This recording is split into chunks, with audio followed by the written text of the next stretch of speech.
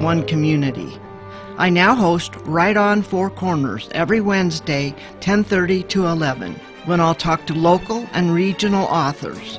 So please join me Wednesdays here on 90.9 FM, KSJE, Farmington.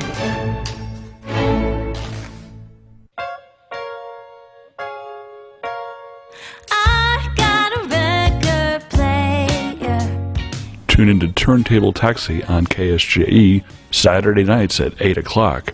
Each week, we select a musical style and play 78s, 45s, and 33 RPM records. Some of our themes will include swing music, blues, heart-wrenching torch songs, early rock and roll, girl groups, soul, and R&B. Robots the size of blood cells, Earth-like planets outside the solar system, science fiction. No, science faction. Join us, Seth Shostak and Molly Bentley and KSJE Saturday mornings at 8 a.m. for Big Picture Science. Big Picture Science steps back to get the wide-angle view on science and technology. So think big. Big Picture Science, Saturdays at 8 a.m. on KSJE, the information and cultural beacon of the Four Corners.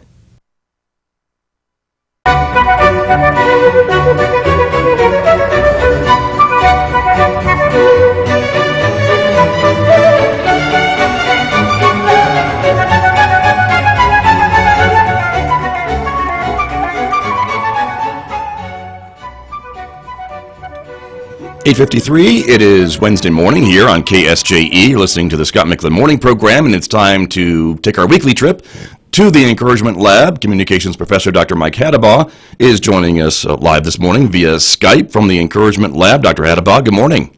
Good morning, Scott. How are you doing? I am all right. I sound a little froggy, so that's how I sound today. It might be allergies. I don't know. But anyways, I'm here, and I'm happy to talk to you. So it's great to have you here. Our topic this week is the Robespierring of America. Did I get that right? Yeah, Robespierring. Thank you. With the Notre Dame fire this week. Yes, right. I thought this would be a good. I've been thinking about it because Robespierre, it was the leader of the first French Revolution that was inspired by the American Revolution, but it was quite different. And one of the things that I'm noticing as a communication relationships guy is there's a lot of Robespierring going on in our culture, and I wanted to connect the Notre Dame fire with that. So. Okay. All right. You've got 5 minutes. Go ahead. Yeah, it's a 3-hour topic. That's right. We'll cover it as good as we can. So you can do it. You can do it. As I remembered watching the Notre Dame fire, was thinking about what the stories that I heard about when Robespierre and the first French Revolution happened. One of the things that was going on in Europe that's a lot different in the United States was the church and the state were very intertwined. Right. And so one of the first things the French Revolutionist people did is they went and they took off all the heads of all the statues at Notre Dame, and they went and buried them somewhere and, beheaded the whole place. Well, Robespierre was famous for I don't know how many thousands of people that they beheaded during the French Revolution because, matter of fact, he even instructed his followers to call themselves terrorists. And basically it was, if you don't agree with our opinion, we're just going to take you out.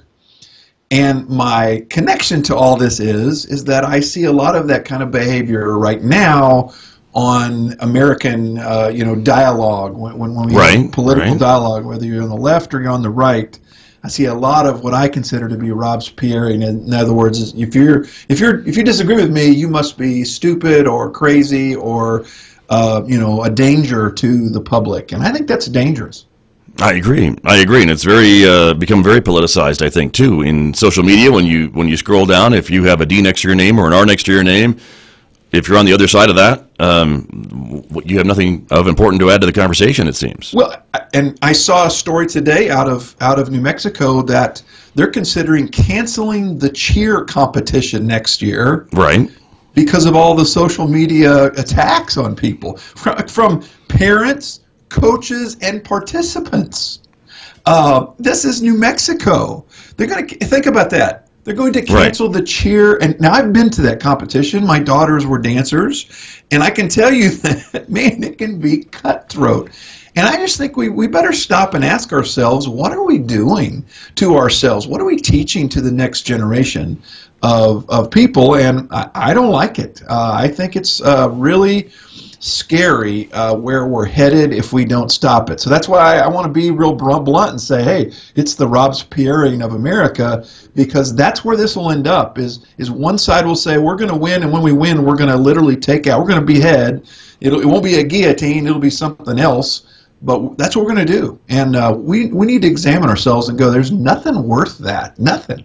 I would agree. And civil discourse seems to be a lost art these days, Dr. Hadebaugh. So I'm glad that you're here to remind us of that, and how, if you have something to say, you can certainly say it in a civil way, and back up what you say with some good facts and sources. As I teach my public speaking students, I mean, there's no reason that we can't have some more of this more civil discourse, even on issues that we disagree about.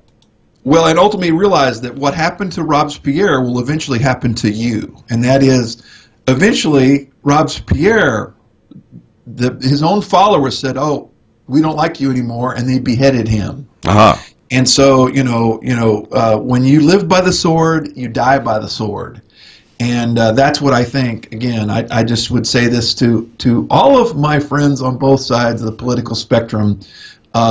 Be careful, because some of your hatred, and I'm telling you, I see people that consider themselves to be very warm, personable people that will exude hatred for the other side of the political spectrum. And you know what? You can hide behind the fact that you think, oh, well, but their beliefs are just so evil that, well, fine. Their belief might be evil, but you know what? Your hatred is becoming worse than their bad ideas. And that's what I think is important for us to realize, is that bad ideas are bad ideas. Evil and hatred and anger towards others leads to physical violence.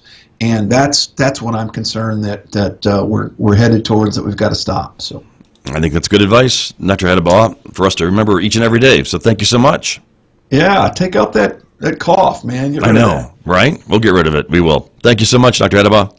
You're welcome. All right, that's Dr. Mike Hadebaugh. He joins us every Wednesday from the Encouragement Lab right here on KSJE Farmington. Thanks, everyone, for joining us. Have a great Wednesday. Back with you again tomorrow morning beginning at 8 a.m. here on KSJE Farmington.